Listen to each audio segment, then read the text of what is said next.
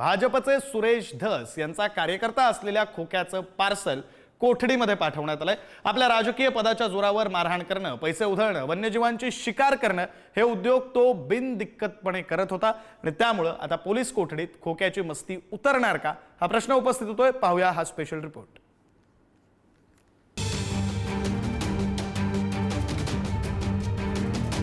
खोक्याच्या अनधिकृत घरावर बुलडोझर फिरवणाऱ्या वनविभागाला 21 तोफांची सलामी दिली पाहिजे, कारण आतापर्यंत झोपेचं सोंग घेतलेल्या वनविभागाला खोक्याच्या कारनाम्यानंतर खडबडून जाग आली।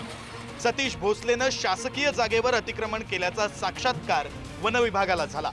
खोक्याला प्रयागराजमध्ये अटक होताच इकडे त्याच्या अनधिकृत घरावर जेसीबीचा फणा फिरवला। विशेष म्हणजे भारतीय जनता पार्टी हे नाव बघूनही अधिकारी डगमगले नाहीत। उत्तर प्रदेशातील योगींचा बुलडोझर पॅटर्न वापरत खोक्याचं घर हे जमीनदोस्त केलं। खोक्याच्या घरावर बुलडोझर। शिरूर जवळील झापेवाडी शिवारात वनविभागाच्या जागेत 10 ते 12 वर्षांपासून खोक्याचं वास्तव्य। वनविभागाच्या जागेत पक्क बांधकाम करत घर उभारलं। एखाद्या बंगल्यालाही लाजवेल असं आलिशान घर उभारलं होतं। कॉर्पोरेट ऑफिस प्रमाणेच घरात उच्च प्रतीचं फ्लोरिंग आणि सीलिंग केलं होतं। भला मोठा किचन, एसी, फ्रीज, सोफा असं सर्व काही गृहोपयोगी साहित्य हे घरात होतं। बाहेर घरावर भाजप प्रदेश युवा अध्यक्ष सतीश भोसले असं नाव लिहिलं होतं। 2015 मध्ये बांधलेलं हे घर आपल्या जागेवर असल्याचं वनविभागाला 2025 मध्ये कळलं।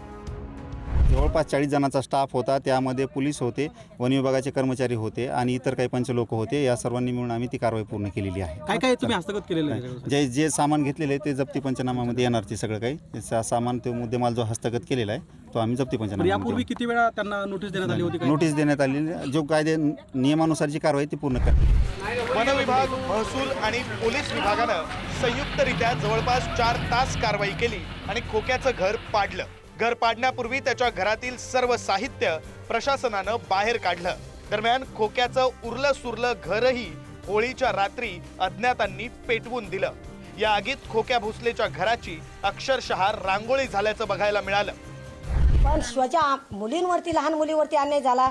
शियाडा, गाई, खर्ड, बदका, सन्नात मुर्ग्या अशा जी प्राणी पाळलेले होते त्या प्राणीवर जो अन्याय झालेला आहे तर ह्यो आम्ही तर नाही, पण सरकारने याला कधीच माफ करू नये। आणि ते कोण गावगुंड लोक आहेत, त्या गावगुंड लोकांनी त्या महिलावरती जो अन्याय केला, लहान मुलीवरती, ते जी दवाखान्यात ॲडमिट आहे त्याची कठोरात कठोर त्यांची ते कारवाई करून आणि त्यांना न्याय मिळवून द्यावा सर।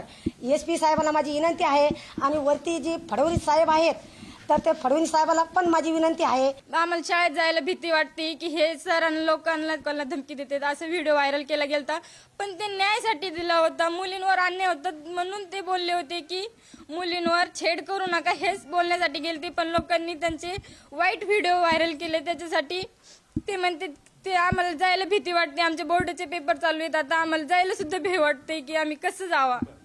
ते खूप चांगले होते, ते कधी वाईट काम केले नाही। आम्ही इथं सांगतो की कधीच वाईट काम केले नाही, आमच्या नजरेत कधीच वाईट दिसले नाही ते। खोक्याला बुधवारी उत्तर प्रदेशातील प्रयागराज मधून अटक करण्यात आली। त्यानंतर त्याला थेट विमानानं मुंबईत आणलं, तिथून वाहनानं बीडच्या शिरूर मधील न्यायालयात हजर केलं। सतीश भोसलेला न्यायालयानं 20 मार्च पर्यंत पोलीस कोठडी सुनावली आहे। हे सतीश भोसले फक्त पारधी समाजाचे आहेत, आदिवासी समाजाचे आहेत आणि पारधी समाजाचं पोरग महाराष्ट्रामध्ये खूप गाजतंय। एका आमदाराचा कार्यकर्ता आहे, एका मंत्र्याचा कार्यकर्ता आहे। म्हणजे विषय असा आहे की तो आमदाराचा कार्यकर्ता आहे, म्हणजे इथं मागासवर्गीयांनी, भटके विमुक्तांनी, आदिवासींनी कुठल्या आमदाराचा किंवा कुठल्या पक्षाचा कार्यकर्ता होऊच नाही का? आणि तो हा सतीश भोसलेंचा राजकारणाचा बळी आहे। आमदार आणि जे काही मध्यंतरी बीडमध्ये जे वातावरण झालंय जातीयवादाचं, हा जातीयवादाचा सतीश भोसलेचा बळी आहे।